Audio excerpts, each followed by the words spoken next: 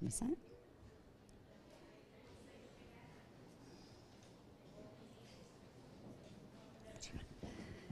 Muito boa tarde a todos, a todas aqui presentes, presentes aqui no auditório, a quem nos acompanha online. Muito bem-vindos. Obrigada pela presença e pela professora Edna Araújo dos Santos, que eu os convido a subir e assumir os lugares.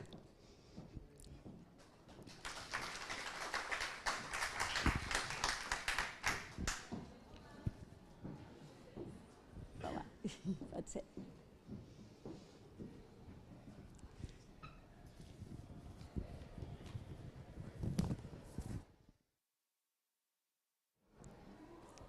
Eu vou apresentar, então, nós vamos iniciar com o professor Alain, com a fala do professor Alain, que vai estar conosco online, né? O Alain é mestre e doutor em educação e seus estudos articulam currículo, formação docente e tecnologias digitais. O Alain vai nos trazer os elementos da tecnologia na perspectiva da pedagogia histórico-crítica e da pedagogia histórico-cultural. Então, Alain, você pode iniciar sua fala, seja bem-vindo. Oi, Rose.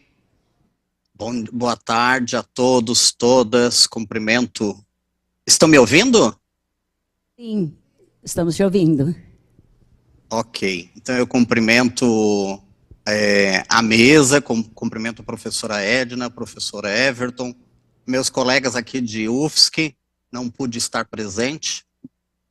Cumprimento todos os convidados, cumprimento aí o público que está nos assistindo, estão presentes também, né, por meio do evento aqui, que de maneira híbrida a gente pode todo mundo participar. Então eu posso iniciar minha fala aqui, deixa eu fazer aqui o compartilhamento do material. Estão conseguindo visualizar? Sim, já estamos conseguindo visualizar. Tá. Eu tenho quanto tempo, então? Rose, tu podes me orientando? Como é que a gente faz? Você tem 15 minutos, né, para fazer a sua exposição. Tá bom. E aí eu te aviso então, quando faltarem 5 minutos, tá certo? A hora que faltar 5 minutos, então tu me dá um aviso, porque professor, a hora que se empolga a falar, o negócio vai longe. Tá certo. Tá bom, então. Bom, o título da minha fala de hoje se chama Trabalho Educativo, Tecnologias e Formação Humana Omnilateral. Eu venho tratar de uma discussão que tem feito parte dos últimos estudos que eu tenho feito, em perspectiva materialista, né? Propriamente a partir do materialismo histórico dialético. Tá? Então, epistemologicamente, eu trato desse lugar, e daí vocês estão vendo nos slides, que a minha concepção de tecnologia, de currículo e de formação vai passar por aquilo, pelo cruzamento da psicologia histórico-cultural, como também da teoria pedagógica do Saviani, chamada de pedagogia histórico-crítica, né? Todas elas a partir de uma perspectiva marxista, epistemologicamente mais conhecido aí como materialismo histórico-dialético. Então aqui eu tenho já algumas questões do que eu chamo de currículo, do que eu chamo de sociedade, do que eu chamo de humano, da própria concepção de mundo, como também como eu vou olhando para as tecnologias, ou seja, numa perspectiva para além do capital, como dizia Mesaros. Inicialmente, gosto sempre de chamar a atenção que quando se está falando de materialismo, né, em contraposição ao idealismo, nós temos um modo de enxergar a realidade quando a gente tem essa divisão entre essência e aparência, né? Então, questões como a perspectiva histórica é fundamental. Então, compreender como é que é a formação do gênero humano na perspectiva materialista, e entender que o gênero humano é responsável pela sua história, vai ficar mais fácil de a gente entender. Dado o pouco tempo que a gente tem, eu não consigo me aprofundar em torno disso, né?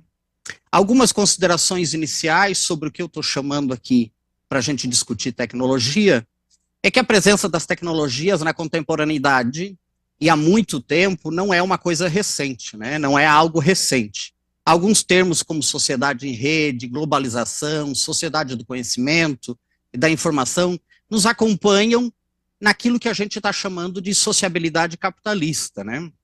Então, historicamente, quando a gente vai, e agora eu vou marcar aqui um pouco desse território em torno do capitalismo, desses últimos quase 300 anos, a gente tem a emergência da tecnologia diferentemente da técnica, né? Fazendo parte, inclusive, da organização dos meios de produção e forças produtivas. Gosto também de fazer uma distinção que não é de Marx, como muitos gostam, fazem esse tipo de afirmação, de que a tecnologia determina a estrutura da sociedade ou do movimento social, né? E daí eu trago aqui alguns autores que vão tratando dessa ideia. Também gosto de fazer essa consideração inicial, que é a partir de Marx que a gente vai trabalhar com a ideia de que o trabalho vivo do professor a propriedade privada, nesse caso das tecnologias, transforma o trabalho vivo do trabalhador, e nesse caso do professor, em trabalho morto. Bom, para isso a gente tem que compreender algumas determinações da própria técnica e da tecnologia, né, tão utilizadas na contemporaneidade numa perspectiva utilitarista e instrumental. A introdução das tecnologias no capitalismo, ou seja, numa perspectiva onde a gente centraliza os interesses do mercado, a exploração da força de trabalho é um elemento interessante para a gente entender como as tecnologias se sobrepõem nesse contexto. E eu gosto de fazer uma distinção ao que eu vou chamar de tecnologia, numa perspectiva capitalista e anticapitalista. Ou seja, vai ficar claro na minha fala que hoje o que eu estou chamando de tecnologia é a partir de uma concepção anticapitalista.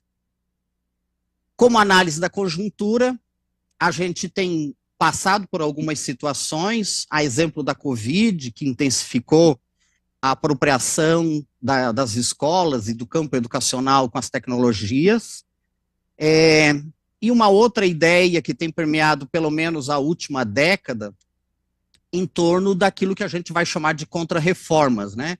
Seja do currículo, da formação e outros processos em torno do campo educacional que têm acompanhado as políticas educacionais, as últimas políticas educacionais da última década, como o homeschooling, a ideia de militarização, a ideia de discussão sobre laicidade e gênero nas escolas, e um conjunto de políticas afeitas ao pragmatismo e utilitarismo, a exemplo da BNCC e do novo ensino médio. Nesse contexto, quando eu estou falando de tecnologias, eu estou pensando ela como um elemento também mediador, com um objetivo, que seja a emancipação do sujeito, não apenas humana, mas política. Então, como objetivos, nessa apresentação, eu tento problematizar um pouco da relação entre trabalho e tecnologias no contexto do materialismo. Eu explicito um pouco de uma concepção hegemonicamente capitalista e idealista de tecnologia, a partir de 3 ideias: a ideia de fetiche da tecnologia, a ideia de determinismo tecnológico e de neutralidade científica e da própria tecnologia, e, por último, a identificação de possibilidades de uso das tecnologias para além do capital, ou seja, não atendendo aos interesses dos tecnocratas ou capitalistas, né, de uma elite, de um grupo dominante. A partir desse contexto, uma outra questão que eu gosto de mencionar é sempre a definição de técnica para contrapô-la àquilo que a gente chama de tecnologia, né? Diferenciar técnica de tecnologia. A técnica, algo não tão recente, como sempre tem feito parte do processo de humanização, né, do ser humano. E a tecnologia jamais relacionada a um contexto, sobretudo de início do capitalismo, muito relevante a partir da Revolução Industrial, onde a ciência é cooptada pelos capitalistas. Então, eu trago aqui alguns conceitos de técnica, não vou lê-los em função do tempo, mas de Marx, de Vargas, e o próprio Vieira Pinto, Álvaro Vieira Pinto, numa perspectiva histórica, para a gente olhando a técnica, sempre muito associada à ideia de desenvolvimento e progresso, mas trabalhando a técnica sempre numa perspectiva de habilidade humana, de necessidade humana de transformação da natureza. Em seguida, apresento algumas técnicas, para alguns chamados também de tecnologias, obsoletas para alguns, mas que fizeram parte de um contexto para a gente pensar, algumas delas do campo educacional, e deixo uma pergunta, só para a gente refletir um pouco mais adiante, se são técnicas ou tecnologias que representam o fim de um mundo ou o fim do mundo. Tá? Eu tento fazer uma brincadeirinha aqui de imagens, pensando essa ideia. No próximo slide, agora eu já tento trabalhar um pouco da tecnologia numa perspectiva histórica, a sua relação com o capitalismo e com o desenvolvimento da ciência. E a tecnologia, a gente poderia resumir, grosso modo, essa ideia entre junção entre ciência e técnica, diferentemente de aplicação da ciência, como uma boa parte dos teóricos também tem enfatizado como uma concepção de tecnologia. Tá? Essa ideia de revolução industrial, como com o ápice da máquina a vapor, e como uma invenção que dá, a partir daquilo que a gente vai chamar de maquinismo, ou de maquinária, é algo interessante também para a gente explorar quando a gente está trabalhando com a tecnologia numa perspectiva capitalista.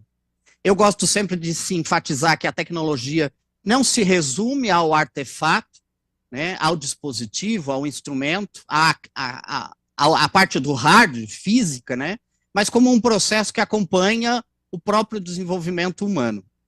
Tá? Então eu tenho trabalhado muito com a ideia de tecnologia como ciência da técnica.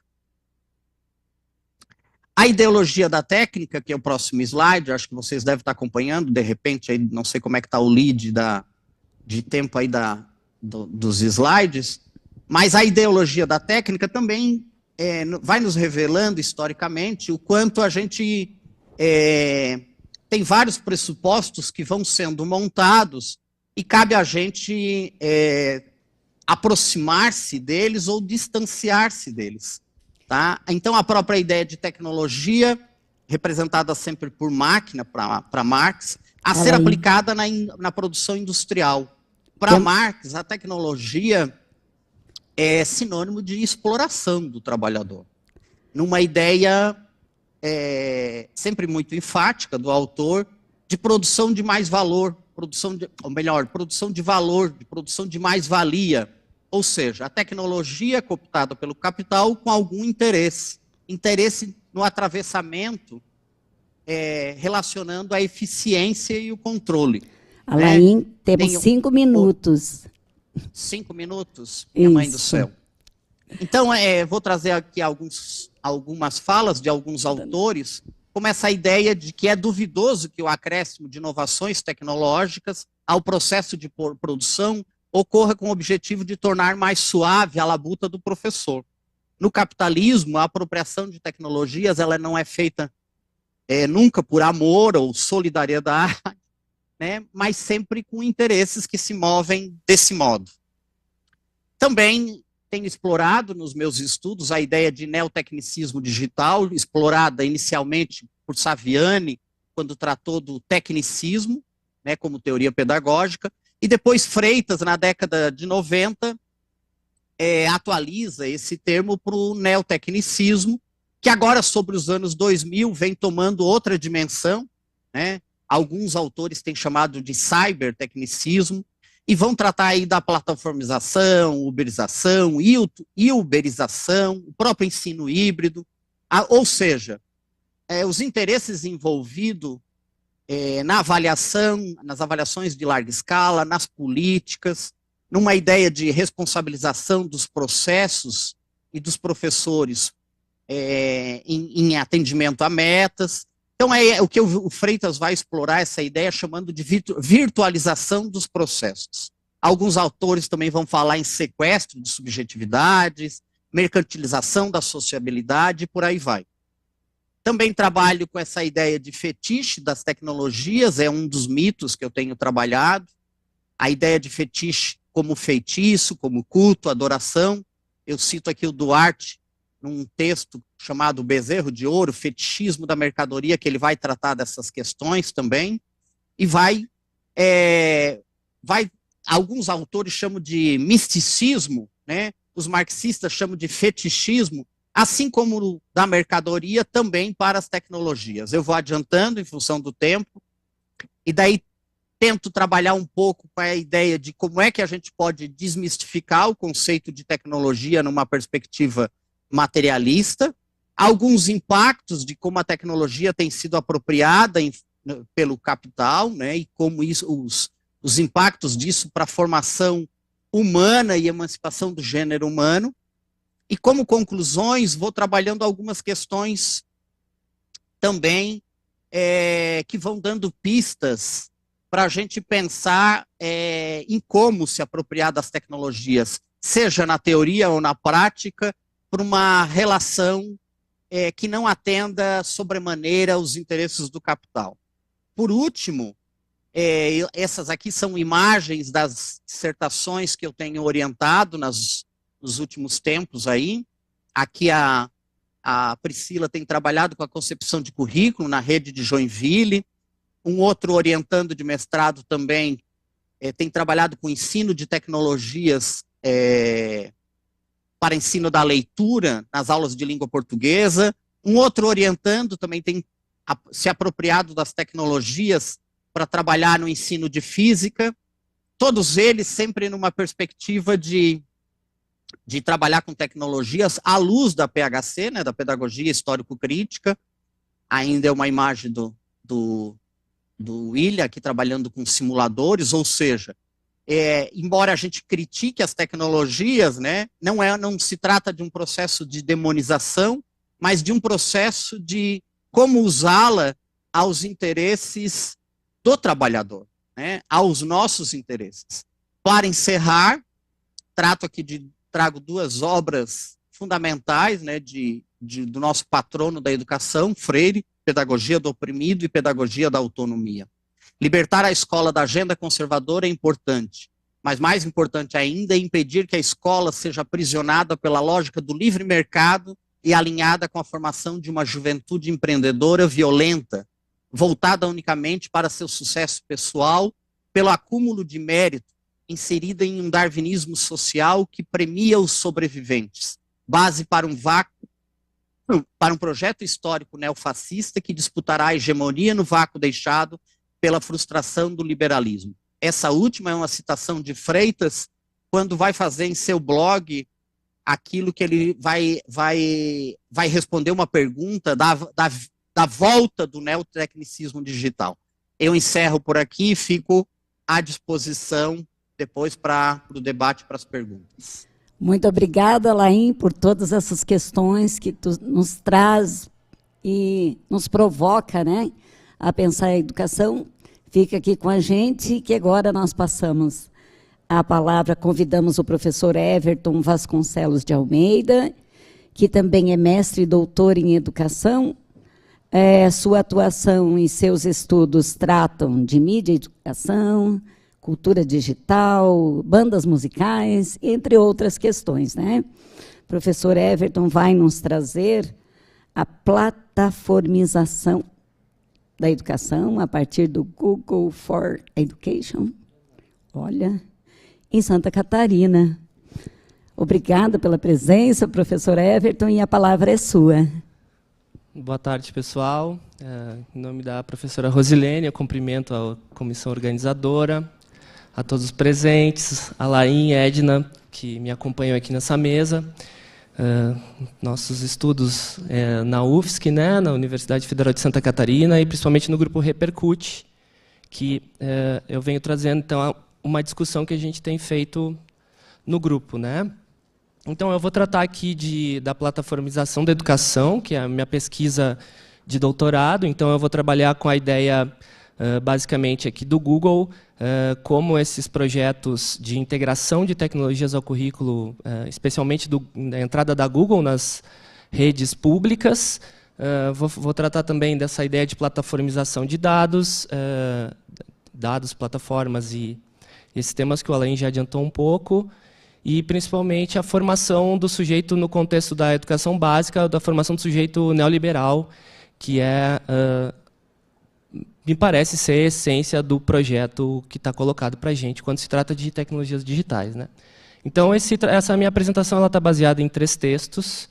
A tese, defendida em 2021, um texto recentemente publicado com o professor Ferran Margalef, da Universidade de Barcelona, e o professor Santiago Pitt, da UFSC, em que a gente discute ali a formação do sujeito neoliberal.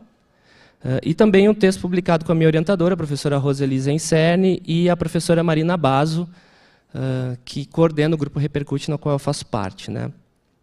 Então, o mundo tecnológico ele tem dominado as nossas vidas, né?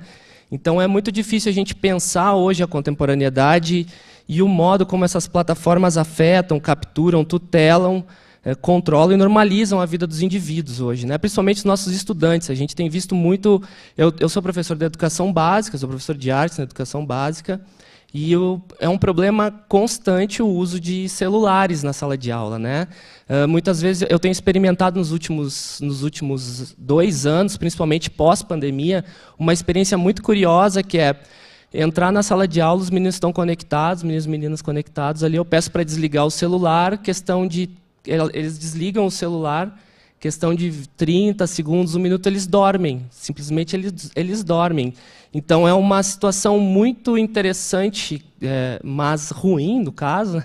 Muito interessante como eles vivem uma experiência de juntos e separados ao mesmo tempo. Então, eles estão na sala de aula, um espaço de socialização, em potência, mas, ao mesmo tempo, eles estão cada um nos seus dispositivos. Então, é um tema muito complexo. E, ao mesmo tempo, essa integração de tecnologia tem pressionado as escolas a incorporar esses aparatos tecnológicos na sala de aula, né? E aí eu me pergunto, agora, depois de tempos estudando o tema das tecnologias digitais, se é realmente isso que a gente precisa, né? Muitas vezes os projetos de integração defendem a entrada das tecnologias, mas pouco mudam a organização escolar. Como a gente pode ver nessa imagem que a inteligência artificial criou do que é uma criança na sala de aula usando tecnologias digitais. Ou seja, a sala está em fila, eles seguem organizados de um modo bastante tradicional, digamos assim, mas com óculos na cara em que eles não se veem e só veem ali a realidade virtual, né? Será que é esse tipo de integração que a gente quer e que a gente busca para a educação, né? E esse é um problema crescente porque é uma demanda social, é uma demanda que há pressões na escola, né, na educação, porque se a gente olhar esses dados, os últimos dados aí de usuários, são 5,3 bilhões de usuários da rede hoje, então é um mercado enorme de gente, que é um fenômeno contingente, mas que possui induções, né, como é no caso da escola, né? No caso da educação, essa indução tem sido muito forte, né? Então, aqui eu trago um pouco a ideia do que nos traz até aqui, né? Então, a integração de tecnologias digitais, o Alain já apresentou um pouco esse trânsito, né?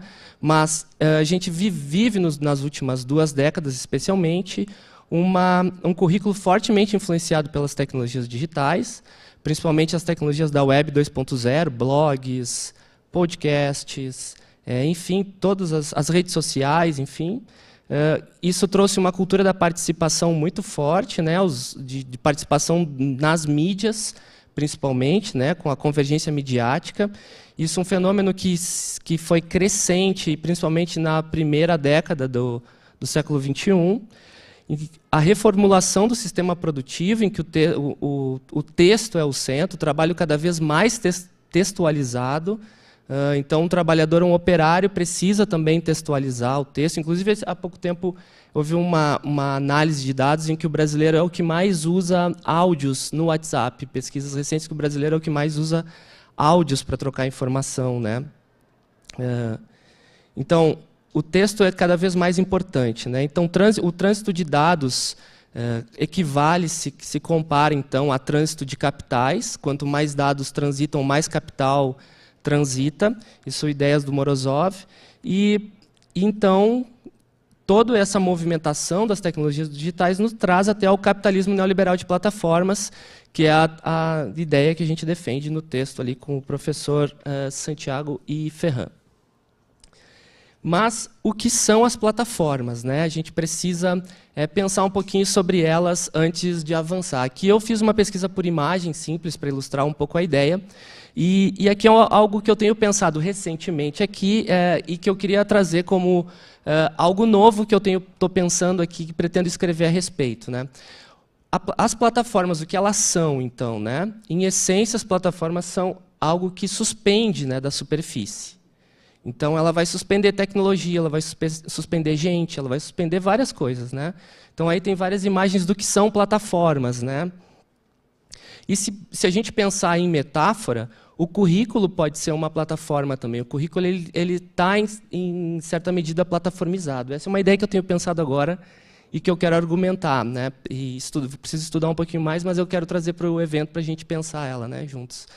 Então, o currículo ele organiza o conhecimento socialmente acumulado, estudado, organizado, e coloca ele em suspensão, né? Então, professores e estudantes acabam fazendo movimentos de entrada e saída no currículo, então, fazendo os inputs e outputs, que são o mesmo movimento das plataformas digitais, né? Já eu falo um pouco melhor do que elas fazem, né? Mas o currículo está em suspensão e nós, professores, decidimos o que a gente usa e o que não usa, o que os alunos necessitam e o que não necessitam. Então, essa lógica das plataformas ela não é algo novo. Assim como as normas escolares, isso eu tenho pensado também. As normas escolares elas também estão em suspensão e precisa de uma determinada entrada, ou seja, um ato de indisciplina do nosso aluno, do nosso estudante, para que a norma escolar incida sobre ele, ou a norma jurídica, né? Então, as normas também estão em suspensão. Elas existem, mas elas só vão ser acionadas se alguém cometer alguma falha, né?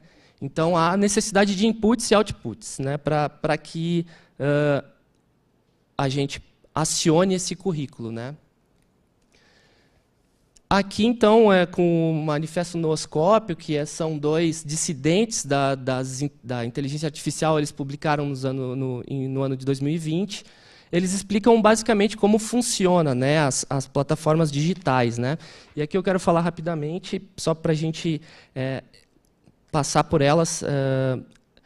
As plataformas elas funcionam, elas são infraestruturas computacionais, primeiro, que vão trabalhar a partir de APIs, que são aplicações de interfacial de programações, né? Então, elas trocam dados, são ferramentas, são tecnologias de programação que vão trocar informações entre si. A Annie Helmond escreve que as plataformas elas são infraestrutura para a produção de aplicativos. Então, essas plataformas vão fazer com que outros aplicativos se conectem a elas e dados sejam trocados entre elas, né? E esses dados passam a circular no mundo, né? Então, e essas plataformas digitais elas têm 3 dimensões importantes, né? Que é a parte social, né, a parte política, a parte social e econômica. Ela trabalha com esses 3 elementos, né? Então, elas demandam mobilização social e participação social, à medida que os sujeitos podem divulgar suas posições. E o Brasil é um exemplo disso, com a desinformação que circulou nos períodos recentes, principalmente do golpe de 2016 para cá, em que muitas notícias falsas circularam, então há muito movimento político ali dentro dela, né? Então, tem uma dimensão social em que permitem as interações. Aí eu estou pensando com o André Lemos, com a Paula Sibilha, que falam sobre a digitalização da vida, em que quase que todos os domínios da vida eles estão plataformizados, né? A sexualidade, enfim, tudo. E aí, então, permite, além da interação entre os sujeitos, também um isolamento, né? Como a gente já viu lá nas primeiras imagens. E, por fim, o plano econômico, né? Que estimulam, sobremaneira, consumo de produtos e serviços, e isso gera uma apropriação e acumulação de dados, né? E, no caso da educação, grandes contingentes populacionais são atingidos por essas políticas de integração de tecnologia, né? Então, a gente vê a emergência de novos modos de produção das subjetividades, caracterizados pela individualização, fragmentação e constante vigilância. Esse é o problema que a gente tem na educação, então, né? Aí a gente vê a hegemonia aqui, a gente vê um mapa dos cabos submarinos que conectam os servidores do mundo, né? E a gente consegue ver aí que há uma grande acumulação de poder informacional pelas grandes empresas, principalmente as empresas GAFAM, que é um acrônimo para Google, Apple, Microsoft, Google, Apple, Facebook, Amazon e Microsoft, que são as grandes empresas que dominam então o mercado de plataformas. Aqui no Brasil, principalmente Microsoft e Google. Não há uma empresa, no Brasil, segundo dados da educação vigiada, aproximadamente 50% dos estados têm servidores, usam servidores privados para armazenar dados. E, para mim, é um pouco inglório falar, porque todo mundo praticamente gosta da Google e usa a Google, né? Todo mundo armazena alguma coisa no Drive, e chegou um momento da minha pesquisa em que eu quase enlouqueci, porque aonde eu ia tinha o símbolo da Google, e isso começou a me assustar um pouco o domínio. As pessoas me diziam com muita frequência, pesquisa no Google, eu vi no Google, joga no Google, e essas palavras já não foram mais tão simples para mim, não era algo tão comum. E eu comecei a pensar como eu havia me fidelizado a uma corporação internacional, uma mega corporação de tecnologias, né? Então, a gente precisa começar a pensar modos de estabelecer novas tecnologias em vinculação com universidades públicas, do Estado ter uma organização desses dados para que eles não sejam entregues assim de mão beijada para as empresas, né? Não sei como é que está meu tempo. Eu não tinha visto. Bom, então, agora eu vou ter que acelerar um pouquinho. Aqui é um pouco do que funciona, o que interessa a Google nesse caso, né? Então, vou passar por isso aqui para não ficar falando. E qual é a formação que essas entradas dessas plataformas vão produzir, né? A formação do sujeito neoliberal. É o sujeito que é o empreendedor de si, é o sujeito que empreender é quase um imperativo moral para ele. Então, os estudantes acabam se vendo em competição como empresas que competem entre si. Então, toda a discussão que Dardot e Laval fazem no livro A Nova Razão do Mundo, então eu trago essas teorias aí para o trabalho, né? E como isso chega na educação, então.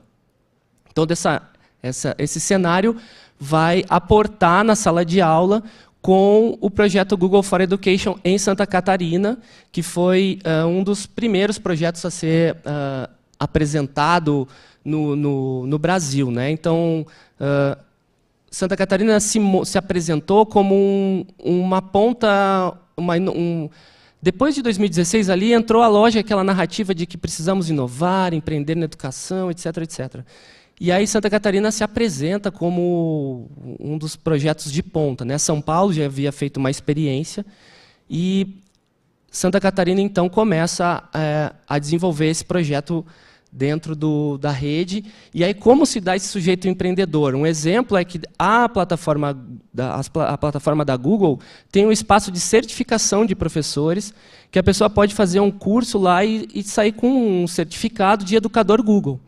E durante a pesquisa isso me chamou muita atenção, porque são professores que se denominam professores Google. São professores que assumem a identidade da empresa e acabam operando na lógica da empresa. Então, esse é o sujeito empreendedor. E eu me perguntava em que medida eles não querem também um estudante Google e um trabalhador Google e assim sucessivamente, né? Então, esse projeto foi divulgado em 2016, com ênfase principalmente na gratuidade dos serviços. Então, se a gente olha as experiências nacionais, todas elas trazem que a integração dessas ferramentas ao currículo são importantes por conta da gratuidade. Então, essa é a primeira falácia que vem, né? A segunda falácia é que, ao integrar as tecnologias digitais, necessariamente a educação vai melhorar. E aí toda essa publicação, todas essas divulgações, elas são todas propagandas midiáticas muito fortes, muito intensas, para convencer os sujeitos a usarem as plataformas de algum modo, né? Então, eu entrevistei gestores responsáveis pelo projeto no Estado, analisei as publicações no site oficial da Secretaria de Educação e analisei documentos oficiais, principalmente desses 3 organismos multilaterais, a OCDE, o Banco Mundial e a Unesco, que divulgam relatórios, documentos, enfim.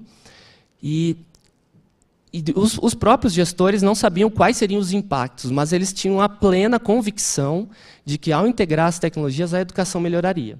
E foi um grande erro, um grande equívoco, porque até, pelo menos, a pandemia, as plataformas não eram usadas por problemas óbvios, que eram falta de infraestrutura, de acesso à tecnologia.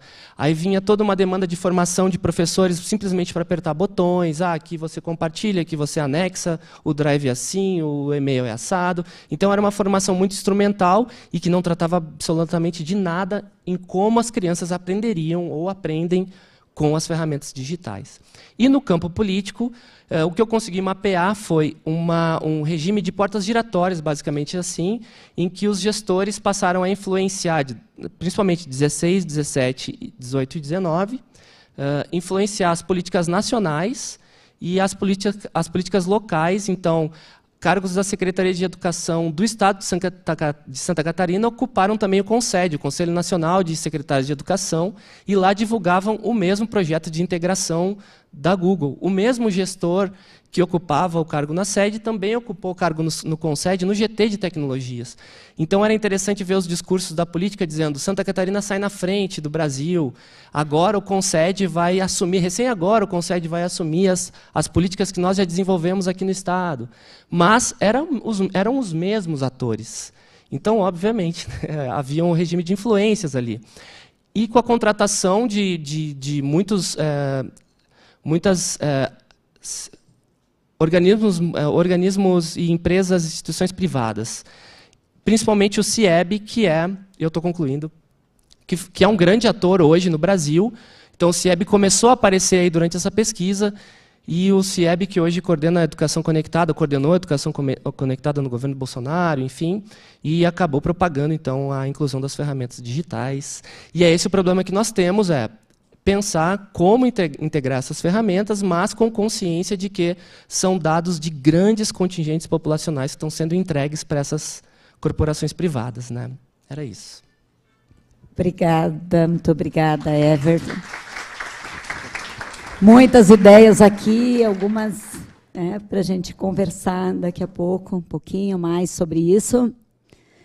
E agora eu convido a professora Edna Araújo dos Santos Oliveira, que é pedagoga, mestre e doutora em educação, é professora da Universidade Federal de Santa Catarina, também atua e pesquisa com currículo, formação de professores e tecnologias. Para essa mesa, a Edna nos traz o lugar do conhecimento na cultura digital. Edna, a palavra é sua.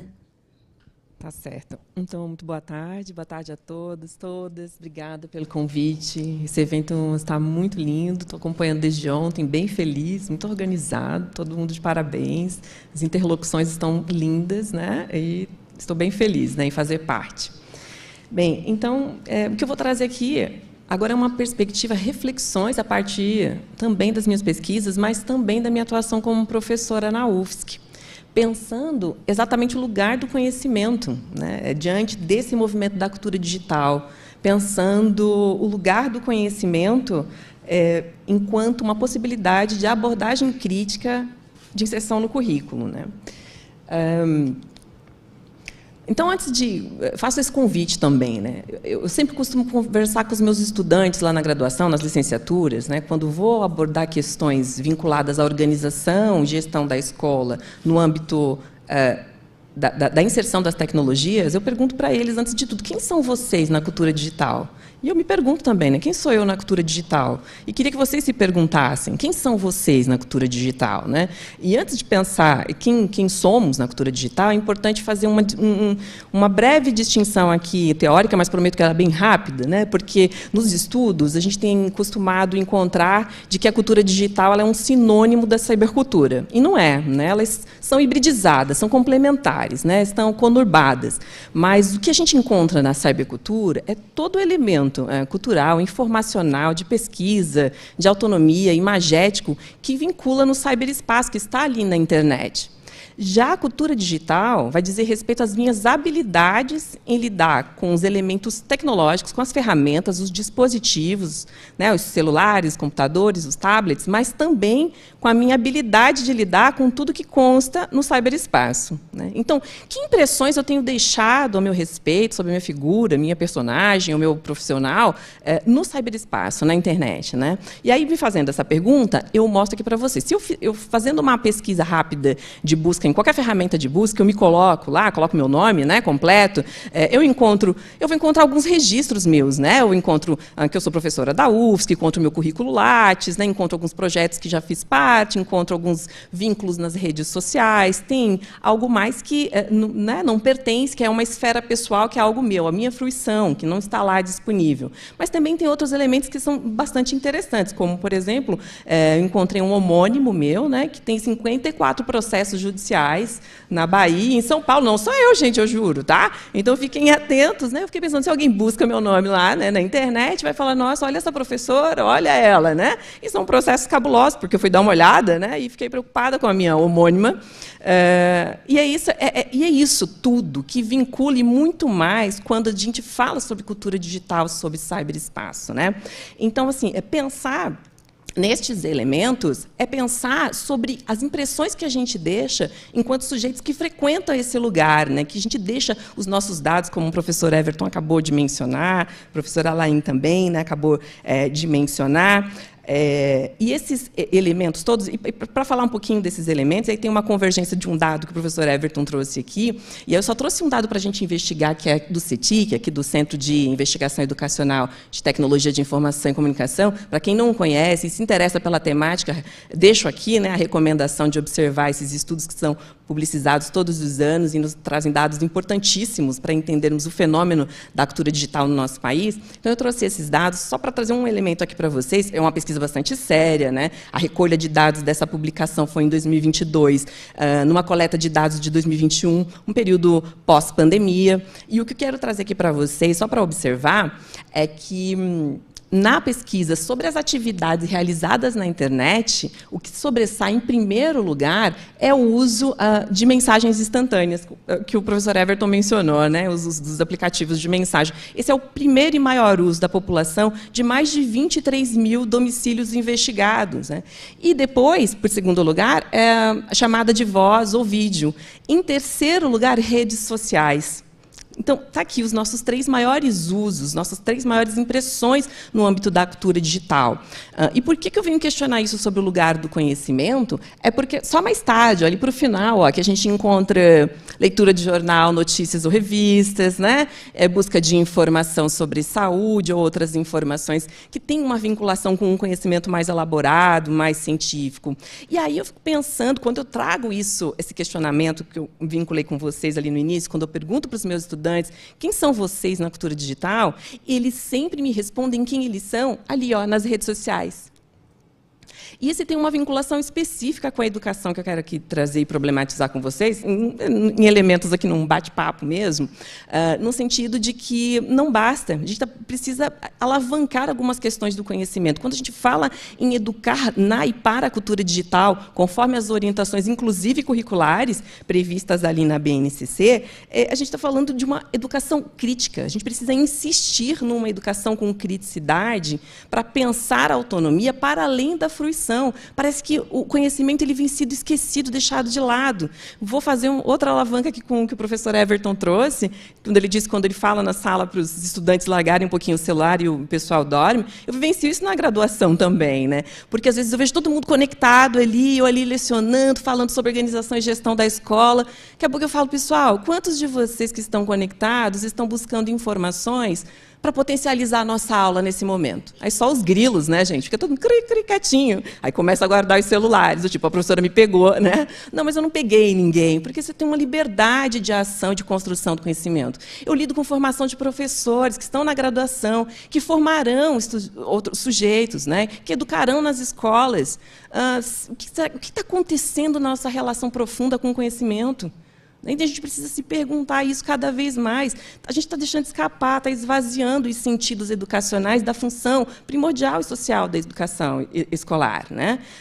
E isso me preocupa enquanto pesquisadora, enquanto professora, enquanto formadora de professores, né? Enquanto mãe, me preocupa bastante, porque parece que é um tempo... A gente virou uma extensão do nosso braço, e eu tenho observado, inclusive, aqui no evento, né, desde ontem, que mesmo nas palestras a galera não larga o celular, a gente não consegue largar esse dispositivo. O que tem de tão gostoso, de tão legal, já que a gente voltou nesses momentos de congresso aqui, olho no olho, face to face, vamos aproveitar, conversar, ver os colegas. Não, a gente fica aqui o tempo inteiro. O que tem de tão gostoso aqui? Né? E se a gente faz isso, adultos conscientes, num evento tão bacana e especial, vocês acham que os nossos estudantes não vão fazer? Enquanto estão lá com a gente todos os dias, nas aulas, sentadinhos, né? Claro, parece que o mundo digital está mais interessante. E a gente tem começado a pensar que é importante pensar outras dinâmicas e traçar questionamentos, né? Esses questionamentos de como a gente percebe esse movimento, de como essas pesquisas, esses dados, esses elementos todos, essas preocupações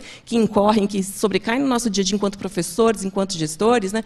No que reflete como que a gente consegue pensar, elencar, formalizar e trazer esse elemento com problematização e com um conhecimento constituinte de emancipação, né, para dentro da sala de aula, para a formação dos professores, né, diante de tantas preocupações, que não só essas da hiperconectividade, né? Nós temos preocupações constantes com reforma curricular, esses elementos da cultura digital, uma preocupação com o trabalho docente, preocupação com o que está acontecendo no currículo, nesse movimento pós-pandemia. Agora, uma preocupação que tem alavancado e ocupado muitos professores são os movimentos da inteligência artificial na educação. A gente está sempre preocupado com uma série de elementos e a nossa preocupação com o conhecimento tem ficado mais esvaziada. Mas esse chamado que eu trago aqui, ele não é um chamado para pensar, olha, a gente precisa fazer uma disciplina para trabalhar a cultura digital. Não precisamos, né? Temos já alguns exemplos de alguns países que estão trazendo elementos da cultura digital enquanto disciplina nuclear, porque estão preocupados, porque sabem que as crianças e jovens estão cada vez mais conectados nas telas, fora das escolas e dentro das escolas também, né? Então, eles estão com essa necessidade de pensar criticamente um movimento de educação para um resgate de um conhecimento verdadeiramente útil, porque eles estão lidando com esse desinteresse pela escola. E não são só esses países que já estabeleceram essas disciplinas nucleares, nós estamos lidando com algumas preocupações nesse sentido, né? No cotidiano, no esvaziamento das salas de aula, nos processos de evasão dos cursos de graduação, na evasão no ensino médio, que é um problema que tem, né, que está lançado no Brasil como um todo. E eu não estou dizendo que as tecnologias são a culpada disso tudo, né? Mas que ela poderia nos ajudar a pensar algumas saídas, no sentido de pensar uma reforma curricular instituinte de um conhecimento realmente útil, né, para que a gente consiga restabelecer, reestruturar espaços educacionais que dialoguem com as necessidades do nosso novo tempo. Estou dizendo isso, fazendo essa provocação, porque quando... Agora, especificamente, com essas minhas turmas das licenciaturas deste semestre, que são muito jovens, acabaram de sair do ensino médio e adentraram nas licenciaturas, naquele movimento de incerteza, será que eu quero ser professor e não quero? Tenho conversado muito com eles e percebido que existe um fetichismo, já que a professora Alain falou na sua apresentação, né, sobre o trabalho com a internet. Como eles buscam isso, né, gente? Assim, uma vontade de ser influenciador, né, tiktoker. É um movimento muito diferente e parece que ele se distancia do que a gente trata no âmbito acadêmico, no âmbito da universidade. É um movimento, é um outro público, né, um outro desejo de ser. Então, o meu chamado, né, e a minha reflexão aqui é porque está faltando uma educação cidadã, quase que militante, para pensar criticamente os usos, né? As impressões que nós deixamos na internet, as impressões que nós deixamos e fazemos da cultura digital, porque a nossa responsabilidade em pensar criticamente não é simplesmente ficar operando e alimentando redes sociais, né? É a nossa responsabilidade na construção do conhecimento, né? Em transitar efetivamente de maneira válida na sociedade. Em que sentido?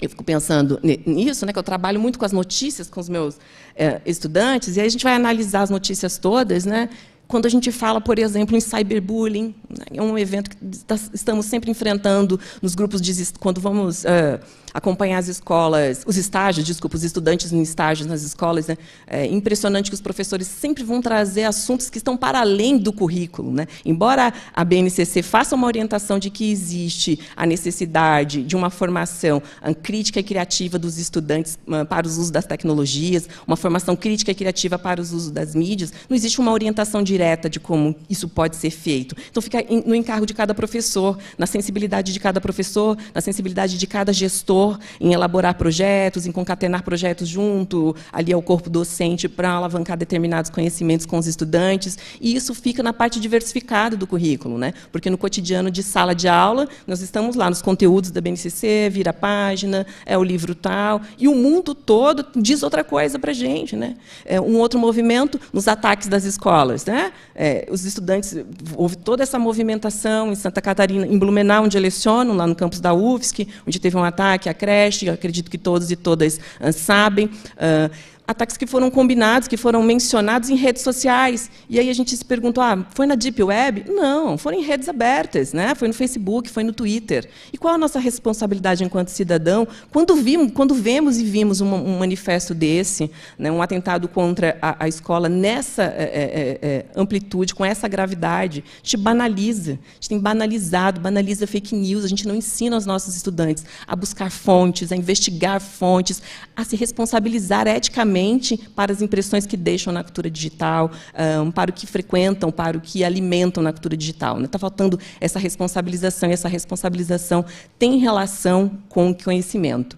E, para finalizar, enfim, são tantos avanços, né? E agora, a preocupação, e quando eu vou trabalhar com formação de professores, a preocupação nossa, e agora inteligência artificial? Os meus estudantes não querem mais escrever, eles usam inteligência artificial para produzir os seus trabalhos, os seus escritos. Eu deixo aqui o questionamento, é esse mesmo o nosso problema, enquanto professor, enquanto gestor, gente? Será que é esse mesmo a grande questão das tecnologias que a gente tem que trazer para a sala de aula? Né? De que os estudantes não estão escrevendo, que estão fazendo os trabalhos a partir de dispositivos tecnológicos. Será que a gente não precisa resgatar algumas questões anteriores a essa para pensar a influência das tecnologias, né, para trazer e validar novamente o conhecimento que é verdadeiramente útil, que é responsável e responsabilidade da escola? Né? Fica aqui, são elementos, trouxe aqui esses questionamentos para que a gente possa refletir, talvez não nesse momento, porque temos um tempo acirrado, mas, né, para que a gente possa discutir em outros espaços e para que a gente consiga pensar em nossas formações e em nossas aulas as verdadeiras funções sociais da escola e a verdadeira função social docente, a verdadeira função social das tecnologias nesse ponto que nós vivenciamos. Então, encerro aqui com uma reflexão do Selwyn, né, que ele vai trazer esse movimento e uma reflexão para pensar a necessidade de problematizar em todos os âmbitos, né, a questão das tecnologias nas escolas, no âmbito dos aparatos, das ferramentas, né, mas no âmbito do âmago crítico sobre o uso das mídias, né, e encerro também com uma reflexão do Yang, que é para pensar que, diante de todos os dissabores que a educação também enfrenta, né, e de todas essas provocações e elementos que também não são de total responsabilidade da escola, que a luta pela escolarização ela é uma luta pelo conhecimento. Então, quando a gente fala sobre tecnologia, sobre cultura digital, a gente precisa também ancorar e ter no horizonte que a nossa preocupação deve ser com o conhecimento. Agradeço, desculpe se passei do horário. Obrigada, gente. Muito obrigada, Edna. A gente poderia passar uma semana aqui conversando sobre isso, né? Quantas questões são levantadas. E eu sei que o nosso tempo é curtíssimo, mas a gente combinou isso. Vamos abrir aqui para uma ou duas perguntas muito rapidinha do público, porque é o momento da gente conversar olho no olho. Vamos lá, se tem alguém que tem alguma questão. Comentários, questões, né?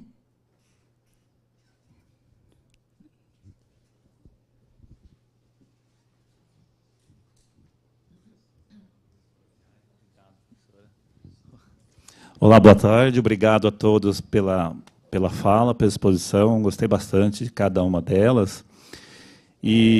Mas a questão é muito simples, né? Fica aberta a mesa. Eu fico imaginando, né? Na verdade, são aqui só devaneios, talvez, né?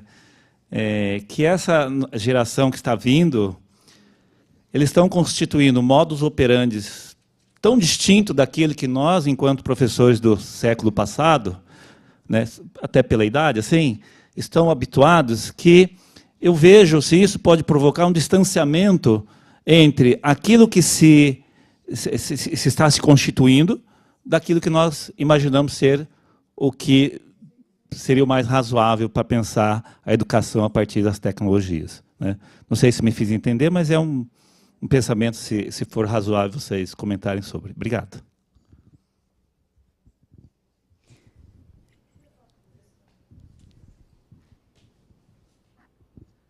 Boa tarde, eu sou a professora Valéria, trabalho aqui na instituição. Eu vou aceitar a tua provocação, Everton, sobre a plataforma. Eu fiquei pensando o seguinte, eu posso estar partindo de uma concepção distinta de plataforma também, tá? Mas os exemplos, as imagens que você trouxe de plataforma, elas são meios que te vinculam ao mundo. Meios e instrumentos que te vinculam, representações que te vinculam ao mundo físico, concreto, à realidade objetiva. As plataformas digitais, elas tendem a nos apartar desse mundo.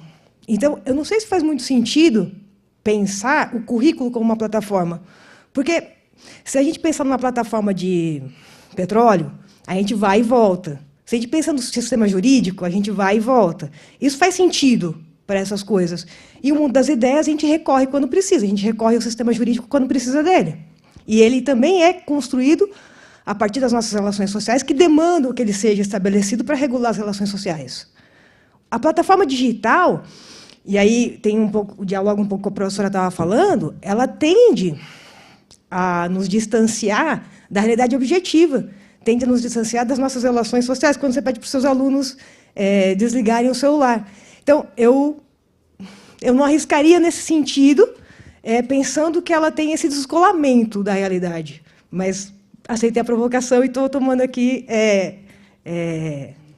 a liberdade de dialogar contigo.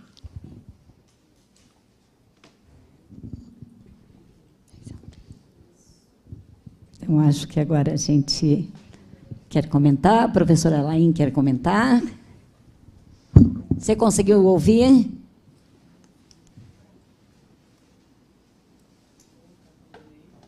Sim, consegui ouvir. Estão me ouvindo? Sim. Bom, eu acho que mais pertinente, eu vou deixar depois o Everton ali fazer, porque a gente tem um tempo bem restrito, né?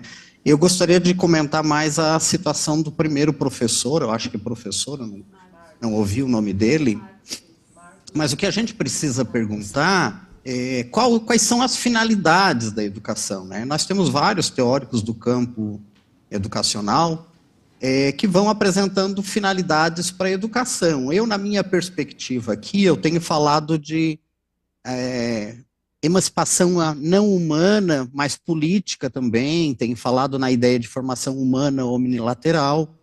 Nessa lógica, né, o neotecnicismo, essa ideia que eu trago aqui do Freitas e de outros autores também, é uma lógica que prepara a juventude para processos de extração de valor, e neste caso, por adição de tecnologias.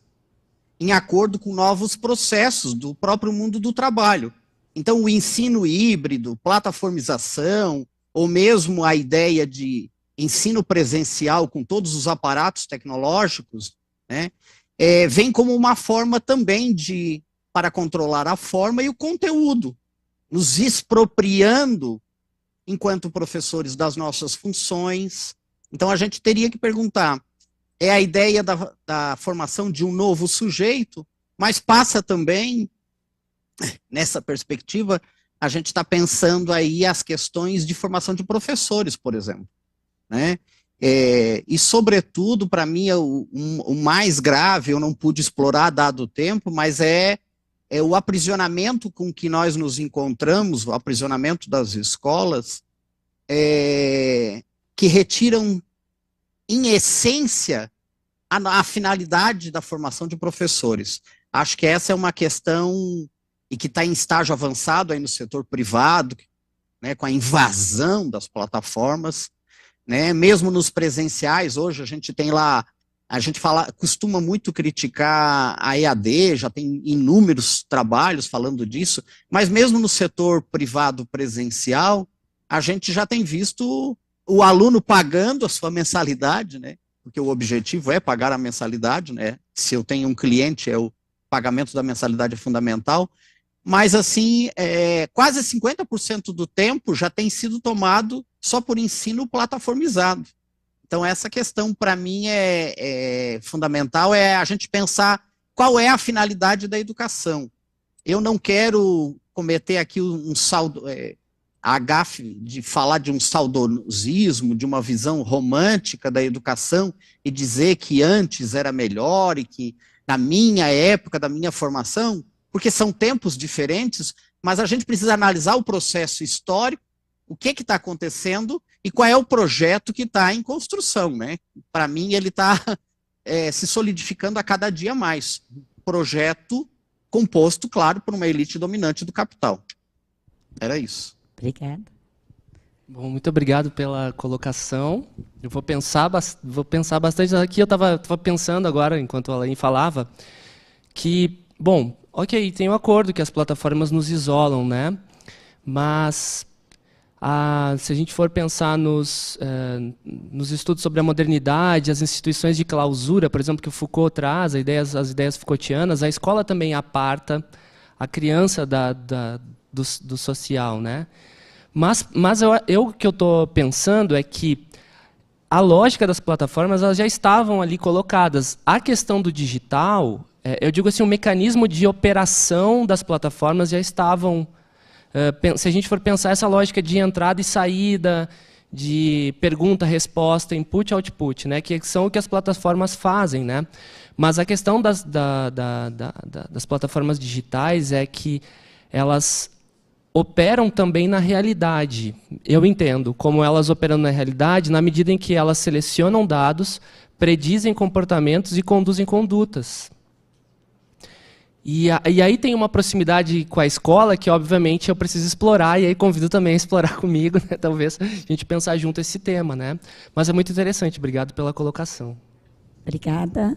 Edna, um minutinho para a gente ir finalizando. Só para encerrar, vou corroborar aqui com a ideia agradeço ao professor Marcos, né, pela colocação, e faço coro com essa ideia de que a saída talvez seja pensar uma reforma curricular que dialogue com a necessidade do nosso novo tempo, né? Valorizando o conhecimento histórico, mas dialogando com as novas necessidades do mundo do trabalho, dialogando com as novas necessidades sociais que estão postas a partir da cultura digital. Não só mexer nas áreas dos conhecimentos, como a gente tem feito ultimamente nas reformas, né? Uma reforma mais arrojada, ousada, pensando, inclusive, em uma reforma da organização de um novo espaço, de uma nova forma de pensar a educação, incluindo tempos, né?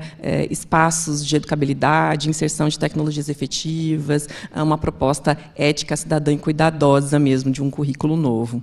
Vou pensar nesse sentido. Obrigada, gente. Obrigada, Edna. Obrigada, Everton, Alain. Muito obrigado por essas grandes reflexões, né, que aqui suscitaram, e acho que quero colocar uma palavra que é importante, com todo esse aparato tecnológico que a gente trabalha a educação, a gente trabalha o processo de humanização, né? Então, como nos tornar cada vez mais humanos nesse contexto. Muito obrigada.